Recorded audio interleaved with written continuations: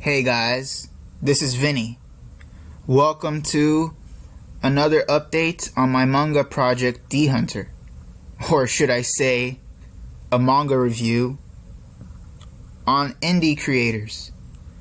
And in this week I wanted to start with a very famous indie creator of webcomics, White Manga. I've been following White for a long time. Ever since I started this channel, I've been following him and many others like him, like Rona Project. And they were the ones that really inspired me to make up my own project and my own story and start doing videos and putting it on YouTube.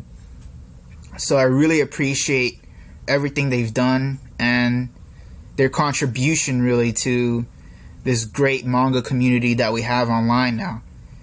I really want to say thanks to all of those people who really started it, and I'm coming for you. I'm coming for your mangas, and I'm going to start reviewing them, so get ready. So let's start. In these videos, I was going to show some pages of the actual manga, but I don't want to get a copyright claim on my videos. I got that recently because of music, and I don't want to get that right now, so I'm just going to show you the cover of his manga, and that's pretty much what you guys are going to see for the entire video, unfortunately. So let's begin. Alright, so this is how I planned it out. The grading scale is going to be from 1 to 10. 1 is obviously that it sucks, and 10 is a must buy, great, amazing, godlike level of work. So it's going to be very challenging to get a 10. I don't give 10s lightly. That's really rare, especially with the level of critique that I give, so hopefully they don't feel insulted, or any future creators feel insulted in the way I critique their work, but hopefully they enjoy the video and don't take it too personally. So let's start. So first I'll start with the description of the book, and it goes like this. Sano, a young sorcerer, attempts to fulfill his destiny as savior of the world as he struggles to solve the mystery behind his father's death and research on the power that is Apple Black. So, the description gives you a good sense of what he's trying to do, the main character, and how the story is going to unfold.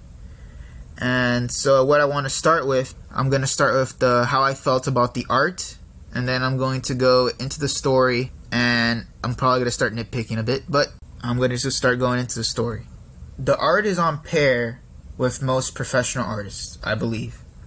Though there are some perspectives and proportions that seem a bit awkward and out of place, his artwork is top-notch and on the level of professionals that we see in Shonen Jump, which is really amazing, I'll have to say. Of all these years that I followed him, he certainly has improved on his work, and it is great to look back on his work and look at it where it's at now, which is literally amazing.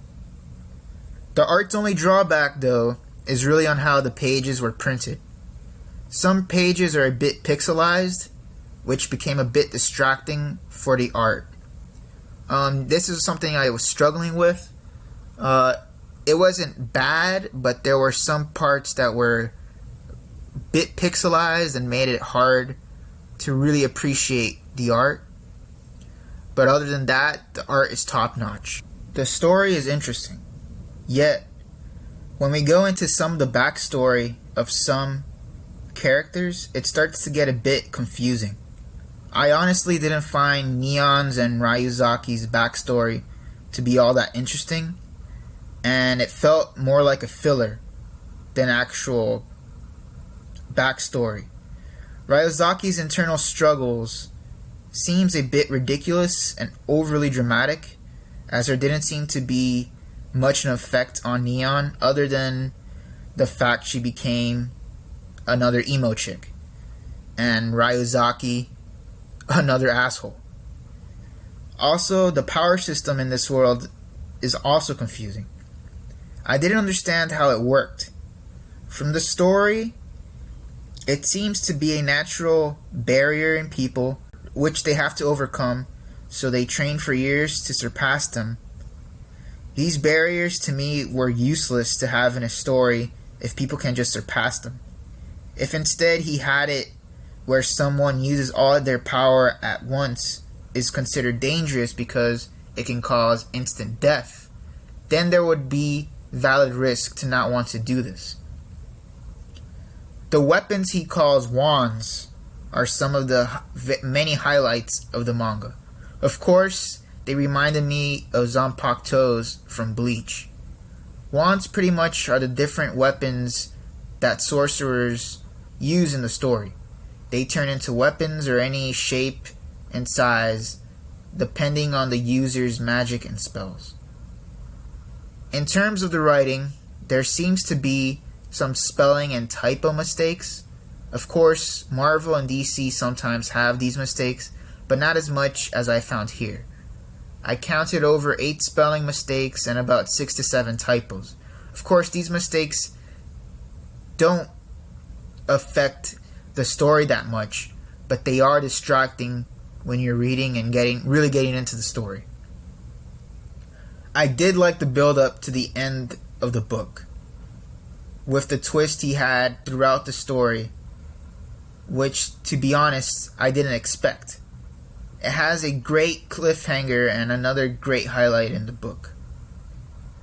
So, to wrap it up, the story, there were some holes in the story, I guess I could say, that made it a bit confusing.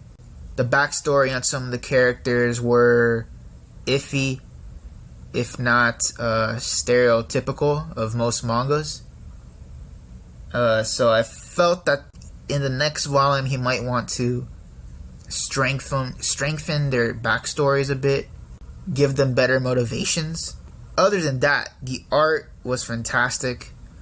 The only thing, of course, that was sad about it was that the pages were a bit pixelated, making it hard to read. Honestly, even the texts were pixelated a bit, and when there was a lot of text in one text bubble, it was kind of tough to read. Of course, these will get better later on. I'm just critiquing this from when I first got the book. So, of course, that you could always send them a message on their Facebook, and Frederick would be glad to send you a new book without any mistakes.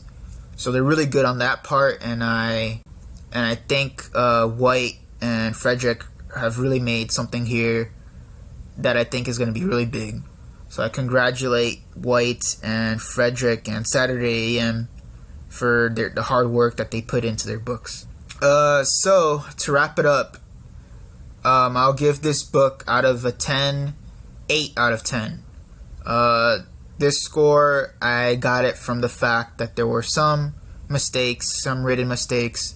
Some